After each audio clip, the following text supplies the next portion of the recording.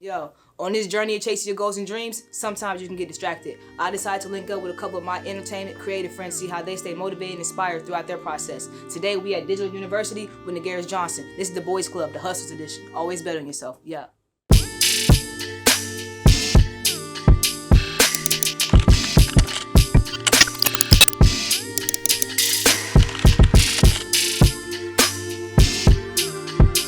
Yo, what's up, y'all? We at Digital University with Mr. Nagaris Johnson. Yo, tell them a little bit about yourself, you know what I'm saying? Tell them who you are, what you do, man. Man, what's up, everyone? I'm Nagaris Johnson, Grammy-nominated audio engineer. Man, we do some of everything. I mean, it's DigiU, and the takeover is real. Facts. Yo, so I got a couple questions for you, you know what I'm saying? While on this journey of chasing my dreams, chasing my goals, I find myself, you know what I'm saying, sometimes going through a dark space where I'm lost and I really don't know, you know what I'm saying, whether I'm doing it or why I'm doing it, you know? So how do you stay focused during those obstacles and those times when you get discouraged and distracted? Staying focused through the dark times really comes from self-motivation, realizing and understanding what are your true goals, and a slow step is better than no step. So you really just got to slow boogie. Sometimes you just got to be comfortable and okay with taking the long way around. Everything is not going to be fast. Everything is definitely not going to be on your timeline. And with that is really just making sure every step, every goal that you achieve is getting you closer to that. And eventually you'll find yourself achieving those goals. And you got to understand that success is a habit. It's a habitual thing. So whether you're just waking up the next day and putting on clothes, that could be a step, and that could be success when you don't feel like moving and don't feel like getting out of bed. Sometimes you have to trick yourself into getting started.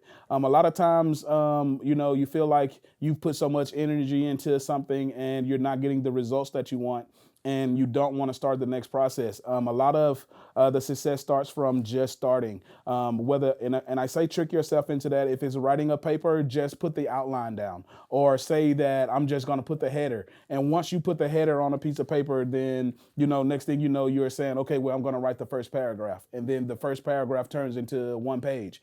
But it's really that initial things of getting within self and getting out of emotions too. A part of it. Procrastination is not a mental thing; it's an emotional thing. So if you can dive within an emotional state of bringing yourself out of that and not staying in that, then I feel like you can really proceed on into achieving your goals. Another thing is family members. Sometimes the best way to come up out of a dark situation is having loving people around you that actually want to pull you out of that. So people seeing you in those states, and whether they're asking questions or just providing you extra love to pull you out of those things. So Yeah, that's real. My family, I really depend on my family a lot. I remember I was going through a dark time maybe a few years ago when I was really deciding if I was going to get out the military and how I was going to apply this bet on yourself theology, to my life. And I remember I started meditating, I started praying, I started writing in my journal, started journaling and painting and stuff like that.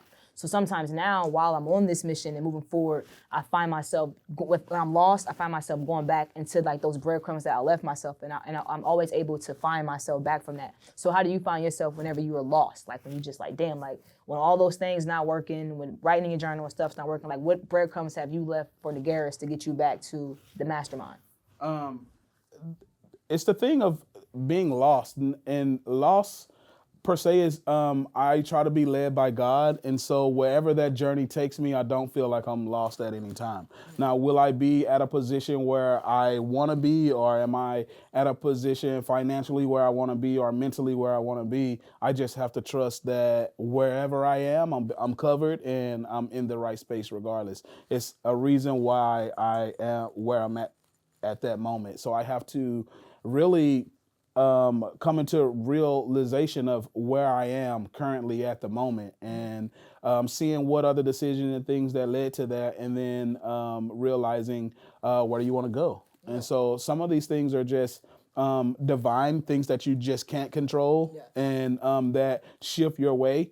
I think people get bogged down emotionally and mentally when those shifts happen and they wasn't expecting those things. If they was going, having a trajectory, and then something happens that offsets that trajectory, they tend to either go into a depressive state or tend to question things. And for me, I tend not to question those things, and really stay a sense of reality and a sense of just like, okay, this is where I am. What do I need to do to move forward?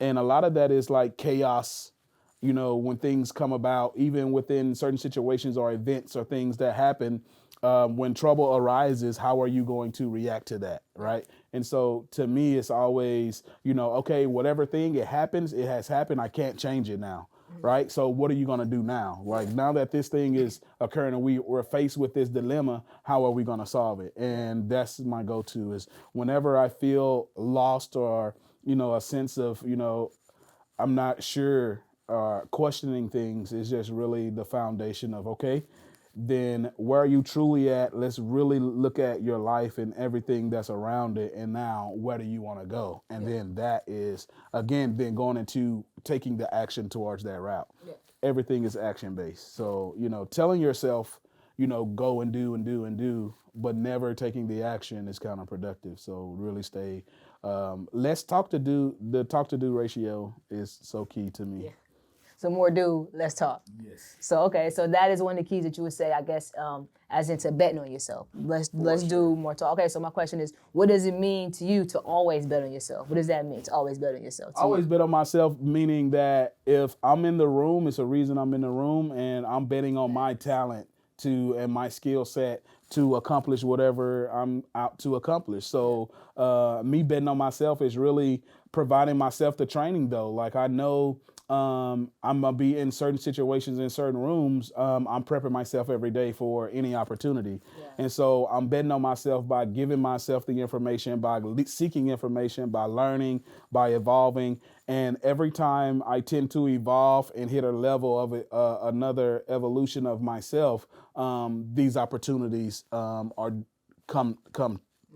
And so it's almost like the more you elevate yourself, the you attract these opportunities that you're seeking. Yeah. And so I never chase anything. I'm always, because and especially in entertainment, hit records and all these different things, they're forever fleeing. Yeah. You never, you know what I mean? You have to attract those things to you. And so for me, I'm more of, let me grind my, grow myself, grow my value, and attract the artist, attract the quality of work and the things like that into my life. If you stay ready, you gotta get ready, essentially. That's sure. Pretty much. If you stay ready, you gotta get ready. Sure. Okay, I got 2 more questions. Okay, one question is, what's your favorite song? When you down, your go-to song. Like my go-to song when I'm down, I'm gonna have to go Nipsey, I'm gonna have to go Blue Laces 2, I'm gonna have to go Jay-Z whole album, Reasonable Doubt. I actually started to really like that American Gangster album. That's been my go-to. So what's your go-to song or album when you down that just helps you give you a little light to, keep grinding? Believe it or not, I don't listen to a lot of music. Like I deal with music so much. When I'm out of the studio, I tend to accept silence. Like silence is a big part, and silence is the canvas in which we create our music from, right? We start from nothing and then we build. And so a lot of times I just need to appreciate silence and really take that in. There's no one particular song that I go to that just like lifts me up and like there's no one song. Yeah, it's no one record. I really like to just have no music actually. Silence is goated. Yeah, for sure. Okay. And I'm developing songs that are like soundtracks to my life. Okay. Per se, yeah. You know what I mean? And but there's no like one record that I'm playing that's gonna like lift my spirits and be great. All right. Okay. Now there are records that have influenced my life. All right. What's that then? Okay. What's like two main records that have influenced my life was "Pop That Pussy." Okay. And My Mind Is Playing Tricks on Me by Ghetto Boys. Pop That Pussy by Uncle Luke. By Uncle Luke. Was it the video or was it just it was definitely the word pussy. In the song. It was like, in the song. It was like, pop that pussy, and I was definitely like, oh my God. I was definitely trying to see girls pop that. I wanted to see that. Like that was, I don't know why I felt that way. Like I definitely wanted girls I'm happy you thought that to do that. Yeah, I was great. Yeah, but and I was like, oh my God, he's saying what I want to say. Like you didn't do that. Yeah, pop pop that. Like, yeah. Okay. And then My Mind Playing Tricks on Me is the other one. And those are the 2 songs that just like I listen to all the time. Okay, let me ask you a question. We go backtrack. So between that Pop That Pussy song, we're gonna go that one versus Rick Ross and Drake and Kanye's Pop That Pussy. Because that's my favorite one. That one go hard. That's No. Rick Ross No. on there is That's dope. I mean, that's cool, but it's just pop that. No. Yeah, no. It's the original, right? You just gotta it's something about being first.